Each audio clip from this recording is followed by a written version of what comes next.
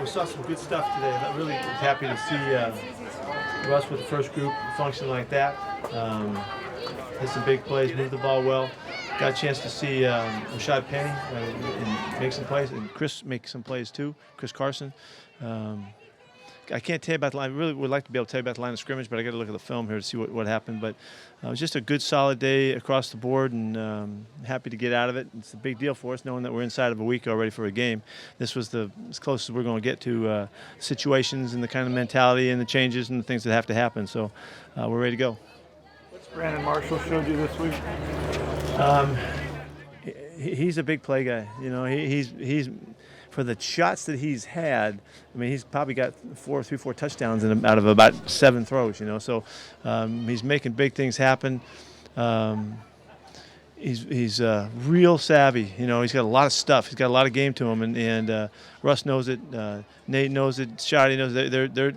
They're really working with him to see how much we can put him in positions to do things he knows how to do really well. It was obvious. So I think he's made a great first impression.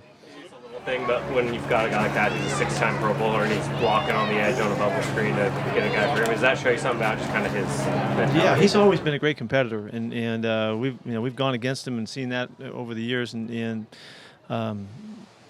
we expect him to block. Our guys all are expected to block, so to me that's kind of what's supposed to happen. So, but it's good to see. How is he moving close to 100%?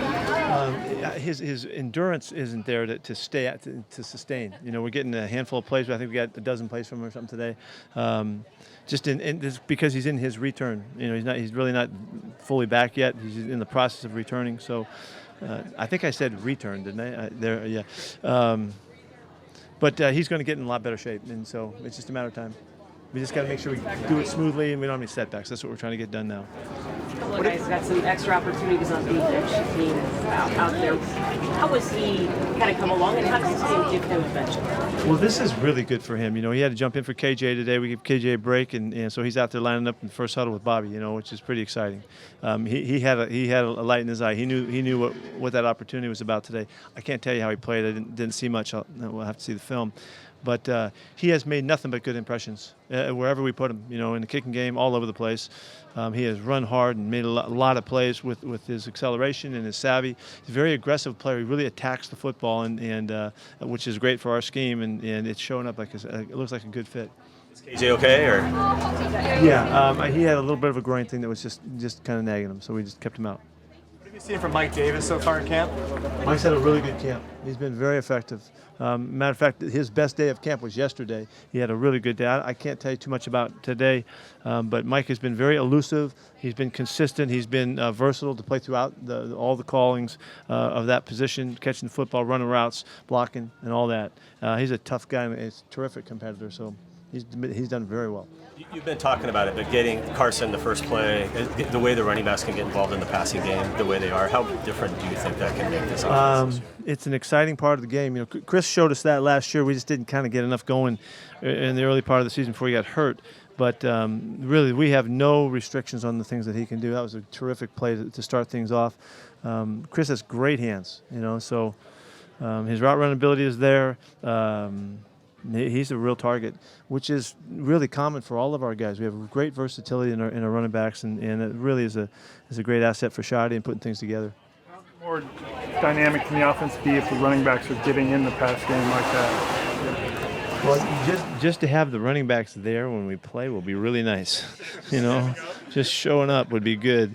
It's been pretty difficult last couple of years, and this is a really exciting group because there's depth and there's competition and there's youth and there's power and strength and speed and all that stuff. So it's a good group. But it's always a big asset when you have versatility and you can do things with your guys.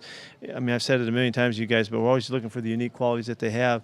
And when they have those kinds of special additional abilities other than just running the football or pass prone, it just opens up so much. And CJ is a good example of that. When CJ was healthy, you go back to the Philadelphia game and the Patriots game, when he's had a chance to really contribute, we've used him in a number of ways. And we don't have any problem knowing how to do that. We just got to keep the guys out there that have those, that kind of dynamic. So that's exciting for us. I'm really fired up about that group. Schottenheimer emphasize that even more. Yeah. He said it from the beginning that we're gonna pull out the unique qualities of our guys and try to show how they fit in, and we have to learn that first from them. And then he has a tremendous background. There's nothing that he hasn't done. So we have all of the tricks in our pocket. We just got to make sure that they fit the guy and the situation and all that. And so.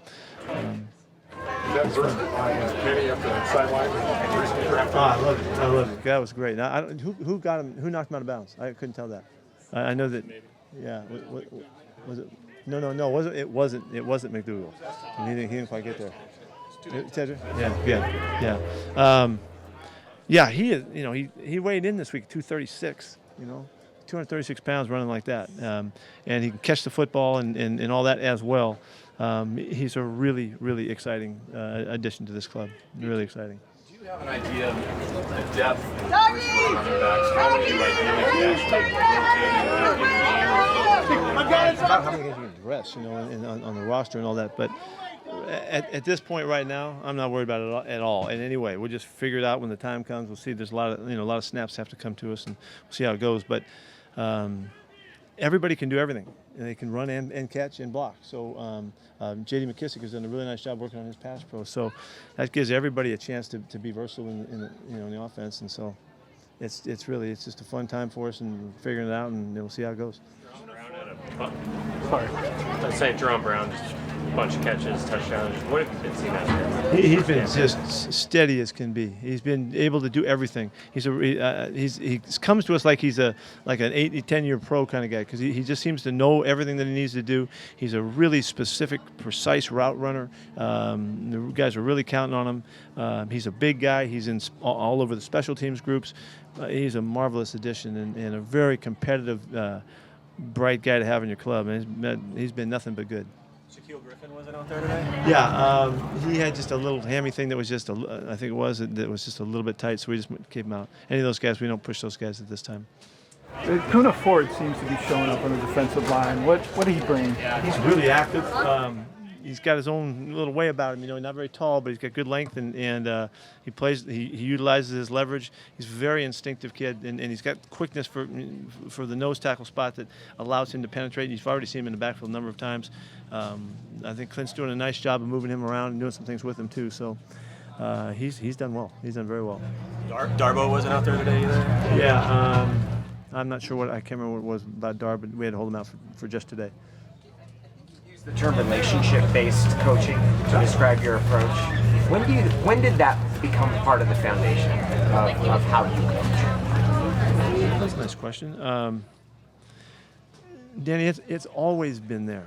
I didn't know that it was. I didn't know what it was. I didn't know how to coin it. I didn't know how to make sense of it, because my way hasn't changed over the years. But it's always been important to me to know the people that I'm dealing with and to get to know who they are, so that we can best communicate, best kind of extrapolate what they have to offer, and that there's no way to do that but to deal with people and put them in situations and call on them and ask them to show who they are and what they're all about. And so that's really it's right at the heart of everything that we're doing. And you guys have been around us long enough. It's not really that much different with how we try to deal with you guys too. We're trying to know who we're dealing with and know how we can make sense and see if we can, that can't help us operate at a higher level. And so that's the way it's been for a long time. And yeah.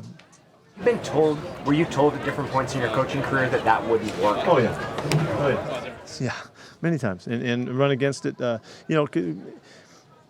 I don't know if I should say it's not typical, but it's somewhat misunderstood, I think, at times. That how could you be good to people and how could you look after them and really care and love them up and kick them in the butt when you have to and still make them be great, by demanding the standards that you have to maintain. And I've not had any trouble with that thought, but it doesn't look right to some people, and they think that you have to knock people down and break them down before you can build them back up. I just don't see it that way, and haven't.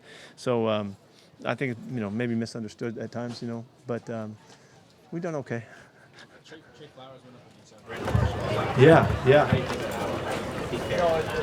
I got to see. I thought that he was on the touchdown pass to Brandon. Yeah, I thought he was all over him. The throw was perfect and the catch was perfect, and he's 6'4" guy catching the ball over you.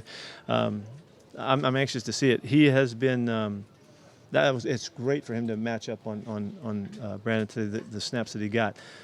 He has been really consistent, and I've been really impressed with his ability to make it look like it's supposed to look this early. We were a week old or so, or I don't know, 9 days or something, whatever the heck it is. And he's got a real good sense for what I'm looking for technique-wise and scheme-wise. And I've said before that his versatility of his background, the fact that he was a safety for a long time and has played so much football, all of that comes into play when you're playing corner at some time. And he's right in the thick of the competition. What happened to Justin Britt? He tweaked his back in the pre-practice.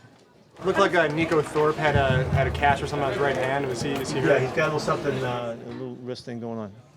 How does Brandon Marshall's knowledge of just releases help Trey Flowers? He hasn't had enough work against him yet, but it will be invaluable. And he's actually helping us all. He's got some things and some tricks. That's what I was referring to earlier that are very advanced. And so we're learning some stuff, which is really fun. Nothing like getting better. But he certainly will over time. It'll be a big deal for him because he's not only quick and has really good hands, but he has a real physical side to him too as well, and how he does it. And in time, we'll all benefit from that. Was Fetty struggling a little bit there? A couple penalties today. Yeah, I was real disappointed in that. With Frank and Dion down the first week plus for you, and you can see more of Brandon Jackson and Quentin Jefferson. What are you seeing out of those couple guys as they were kind of filled in the bed? They've been real active. Both those guys are playing the best we've seen them. They're the biggest, strongest they've been. Most physical they've been. Clint's moving them all over the place to just kind of spread them around, and they've handled all of that. So these are guys, really rotational guys that are going to be really valuable to us. I mentioned about Tom and Shamar and Jaron Reed too. Those guys, they have a lot of flexibility for us. So we got some real potential to make a good group out of these guys. What have been impressions of Will Dissly so far in camp? Will's done really well. Yeah, he's done really well. He caught a nice ball today from Russ. Might have had a couple. There's no question in his ability to block, and it's something that's what we drafted him for. We knew that he was a nice all-around athlete, but we really wanted his line of scrimmage stuff. And in the first 6 days we've had in pads, he's shown nothing but a good savvy, a good understanding, a good mentality for it. 270 pounds. He's strong and physical. I think just John, and John and his guys figured this out early in the process, and we just held our breath all the way through the draft in hopes that we would get him to do exactly what he's doing right now. So there's one of those fortunate times when in the draft there's a lot of excitement because you anticipate and you hope, and he made it to us. So he's doing a beautiful job right now. On that first play of Carson,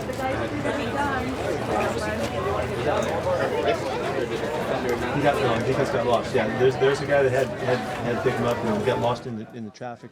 Russ has a really good sense for the entire field, and he knows when that happens on the backside. Then he had to maneuver to get the throw off. That was awesome. Beautiful play. Looked like Magoo threw a good pass maybe to Procise there. Did it just kind of go off Procise's hand? Yeah, he threw it pretty hard, and really CJ can make that catch. He makes it all the time. He just mishandled it, and the ball got up. Nice play by T2.